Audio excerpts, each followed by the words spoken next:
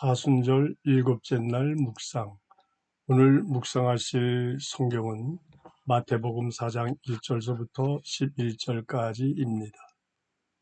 시험을 받으시다. 그때 예수께서 성령에게 이끌려 마귀에게 시험을 받으러 광야로 가사 40일을 밤낮으로 금식하신 후에 줄이신지라. 시험하는 자가 예수께 나와서 이르되 내가 만일 하나님의 아들이거든 명하여 이 돌들로 떡덩이가 되게 하라.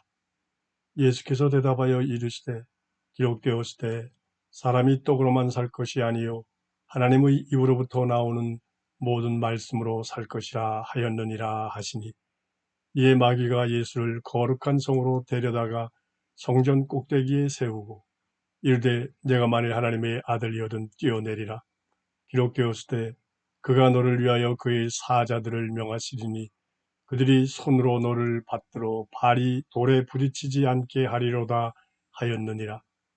예수께서 이르시되 또 기록되었으되 주 너희 하나님을 시험하지 말라 하였느니라 하시니, 마귀가 또 그를 데리고 지극히 높은 산으로 가서 천하 만국과 그 영광을 보여 이르되 만일 내게 엎드려 경배하면 이 모든 것을 내게 주리라.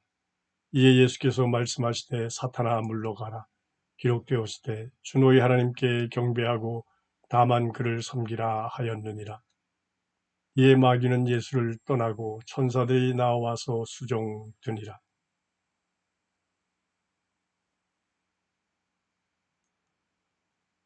해결사 욕망. 주께서 공생애를 시작하면서 광야에서 시험받는 장면입니다. 예루살렘을 향하는 여정에서 주님의 첫걸음을 되새기는 이유는 십자가 사건을 깊이 이해하도록 돕기 때문입니다. 십자가 사건은 예수님의 사역 끝에 갑자기 발생한 사건이 아닙니다.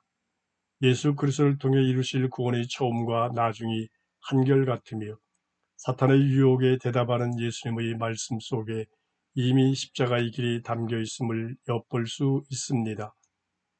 주께 속삭이는 사탄의 유혹은 그럴듯하고 심지어 합리적인 생각처럼 보이기까지 합니다. 내가 하나님의 아들이라면 이 정도는 할 수 있고 또 당연히 해야 하는 것 아닌가? 매우 도전적인 물음입니다. 하나님의 아들이라면 적어도 굶주린 이들의 배는 채워주고 그런 다음에 뭘 해도 해야 할 것 아닌가? 하나님의 아들이라 증명하는 것은 교만한 게 아니라 알려져야 할 것을 알리는 것 아닌가? 어차피 이 세상이 끝내 당신께로 돌아갈 터인데 절 한 번으로 도탄에 빠진 인생을 구원하는 것이 가성비 측면에서 좋은 길이 아닌가? 사탄의 속삭임은 그럴듯합니다.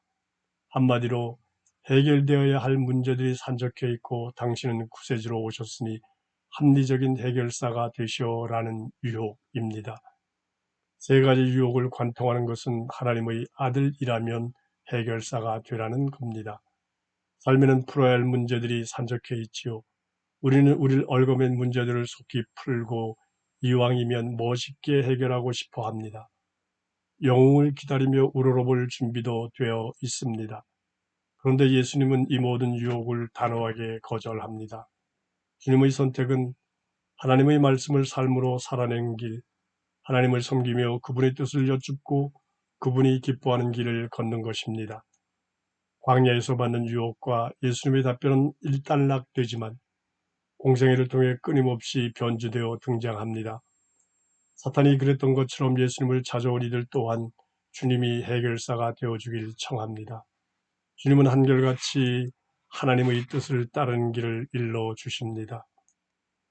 말씀에 순종하는 길을 걸으며 우리에게 동행하자 청합니다. 그런 의미에서 나를 따르라는 말씀은 당신이 앞장서서 영웅적으로 이끌겠다는 것이 아닙니다. 말씀을 붙잡고 하나님을 향해 나아가는 이 길이 생명을 위한 유일한 길이며 바른 길이니 함께 가자는 권면입니다. 이 땅을 살아가는 동안 끊이지 않는 유혹은 바로 해결사가 되어보라는 어둠의 부추김입니다. 우리 안에도 해결사가 되고 싶은 욕망이 숨어 있습니다. 이 욕망은 선을 가정해 우리를 사로잡습니다.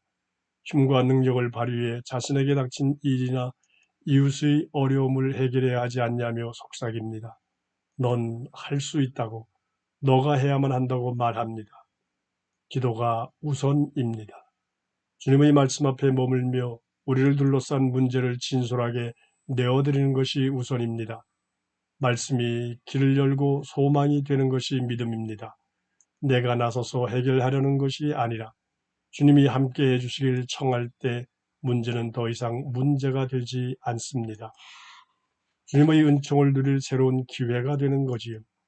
주님은 당신의 생애 전체를 통해 하나님의 말씀으로 살아가는 것이 참된 길이며 구원의 길임을 일러 주셨고, 그 말씀에 의지하여 십자가와 부활이라는 구원의 여정을 완성하셨습니다.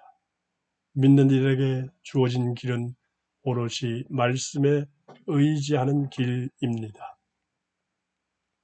주님, 자주 당신께 제 문제를 해결해 주십사 청합니다.